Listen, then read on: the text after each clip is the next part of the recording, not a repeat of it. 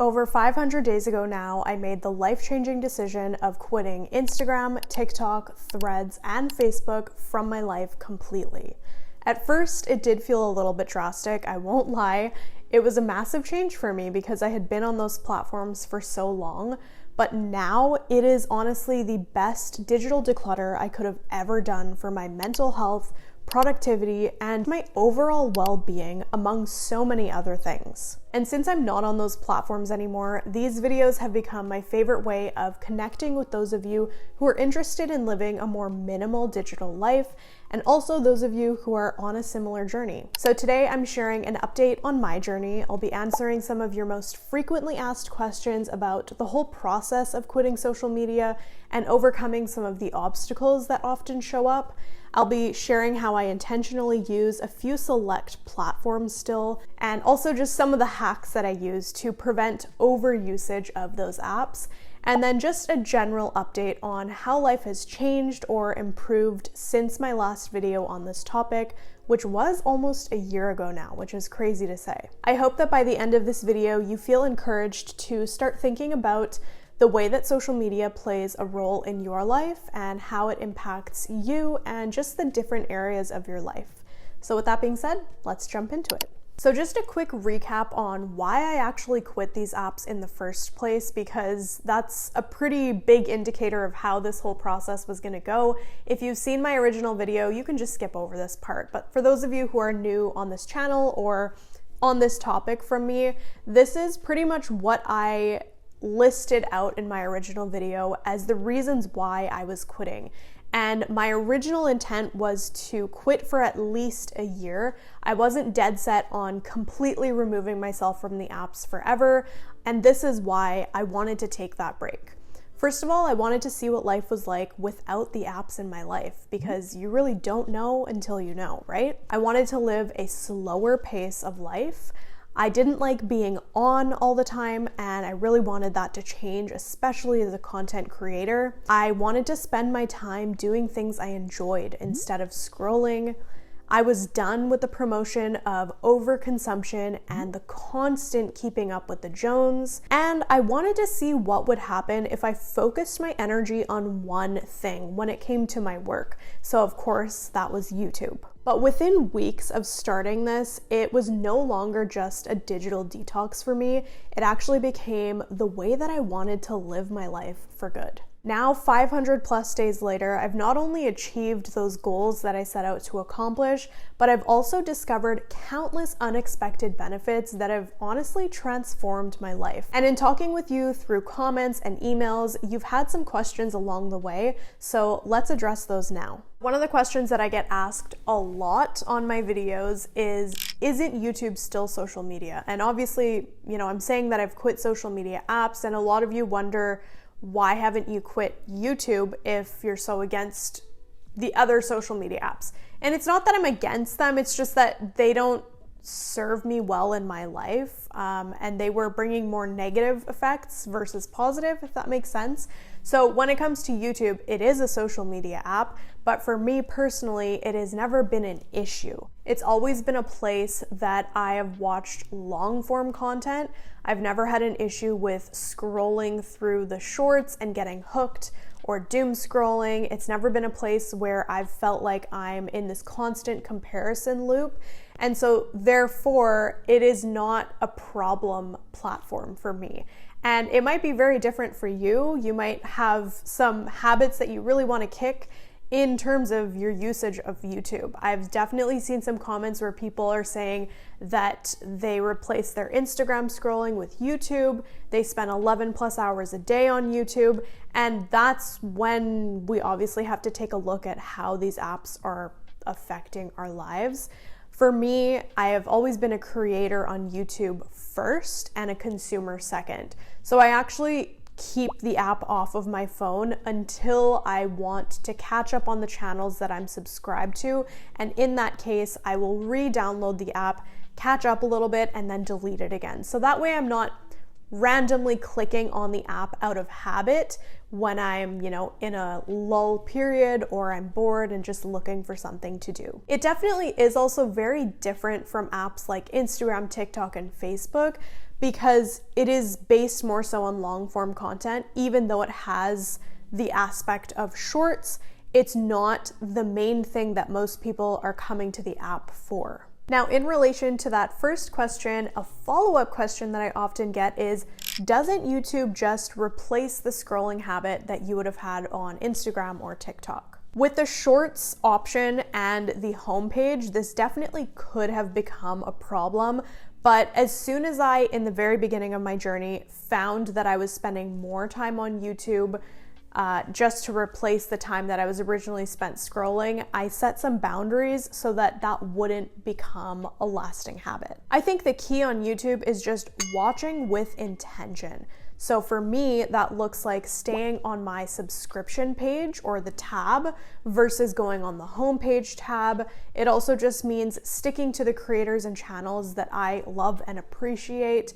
And it also means not opening up the app at random times just to fill the space. I'm also not subscribed to hundreds of channels. I have, I think, less than 10 channels that I'm subscribed to, and that just really keeps the content that I'm seeing very curated. And if I ever feel like I need a little bit of a change up, or I'm not, content isn't resonating with me, I can easily unsubscribe and go find something else. The homepage of YouTube is a fantastic way to find new creators and content. However, it can definitely become a bit of a rabbit hole if you're not careful, and if that's the page that you're always going to versus staying on your subscription tab. Another thing that I do just to make sure that I'm not over consuming content on YouTube is to set a time limit. You can actually do this within the YouTube app, which I will just put a little bit of a recording here on how to do. You can also set a time limit on your phone for using the app itself.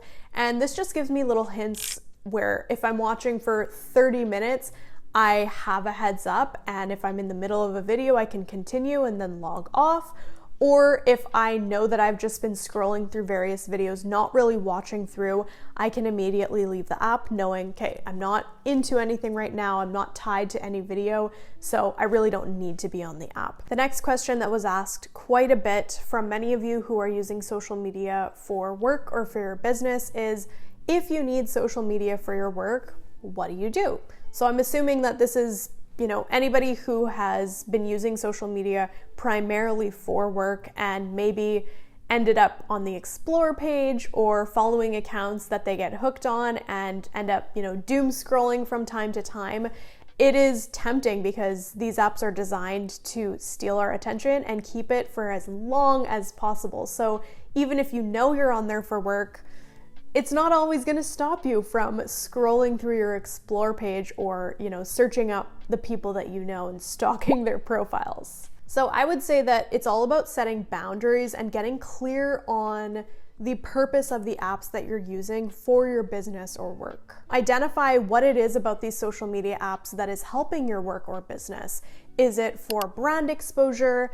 Is it to build a connection with your community?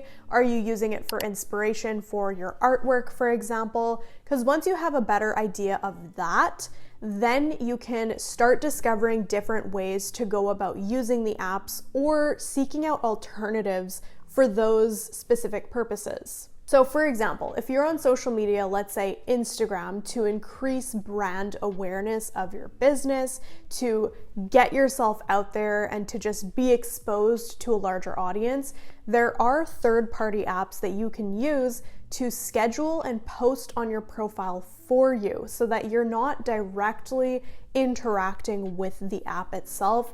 Maybe you occasionally go on to answer some comments, but it does allow you to kind of take a bit of a step back so that you don't have the habit of clicking on the app and scrolling whenever you're bored. Another idea would be to, set a day and a time, or maybe a couple of days in the week, where you go on your desktop and you visit those social media platforms to do whatever it is that you need to do.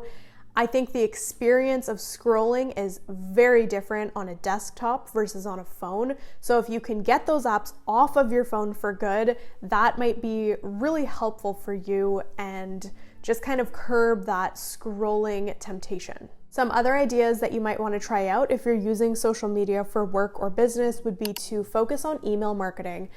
Start building up an email list. This is something that you can use to directly communicate with your audience, and you own it. So you can really do what you want with that list. Number 2 would be to leverage SEO and content marketing through your website or your blog. You could create some valuable YouTube content if that might help build your brand awareness, because it could drive traffic to your other platforms. You can network in person and at industry events. You could use Pinterest for your business. It's definitely more of a search engine than social media, but still it could allow you to increase your reach to a new audience. And you could also explore the idea of collaborating with other creators or businesses that are in your niche or industry. I think it's important to assess and evaluate how beneficial social media use has actually been for your business.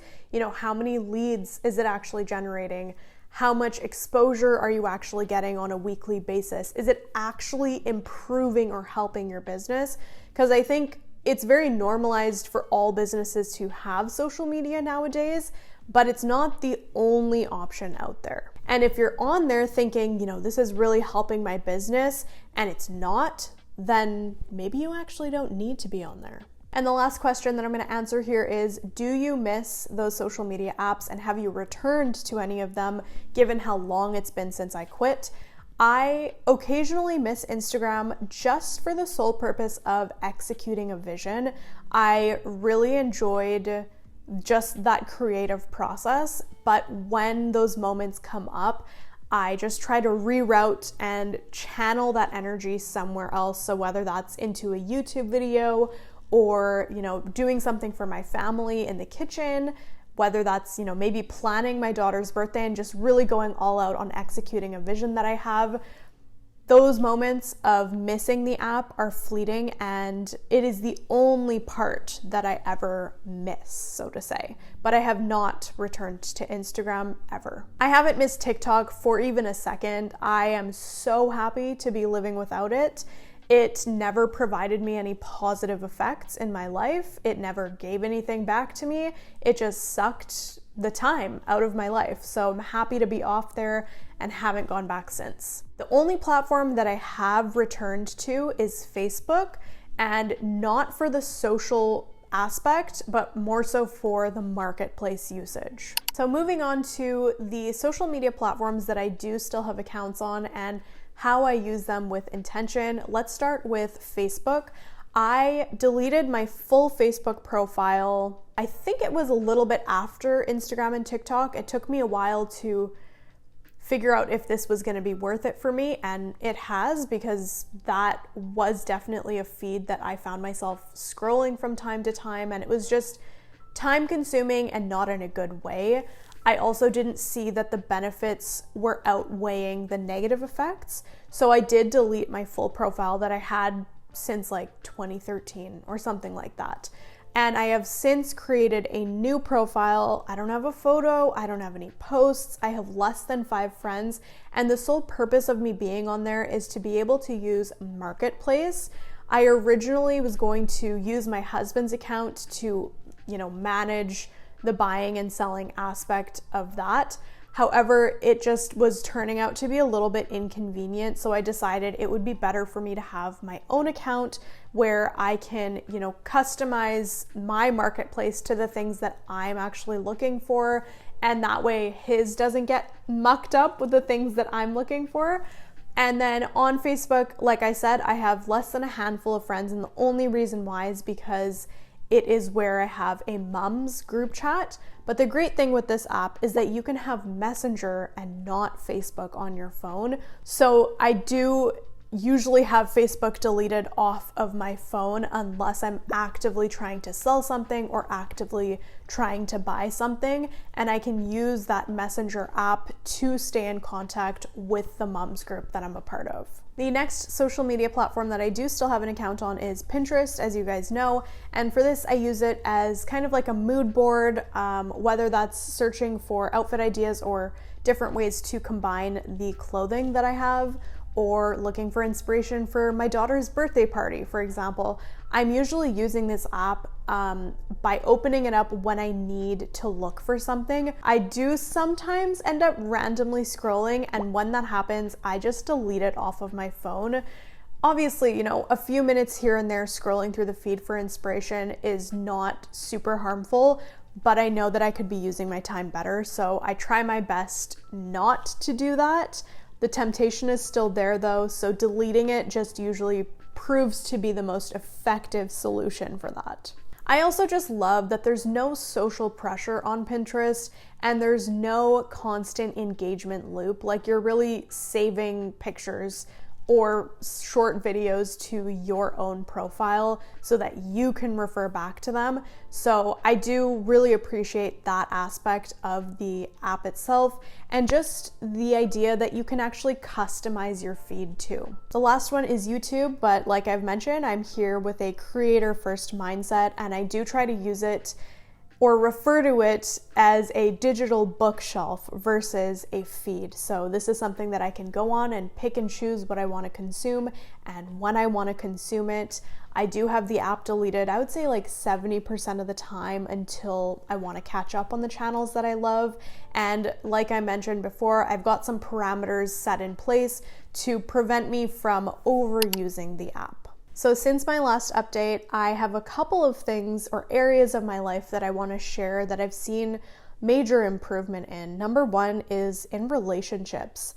I think that I, over time, have started to value those rich and meaningful connections that I have with people that require actual intention and effort.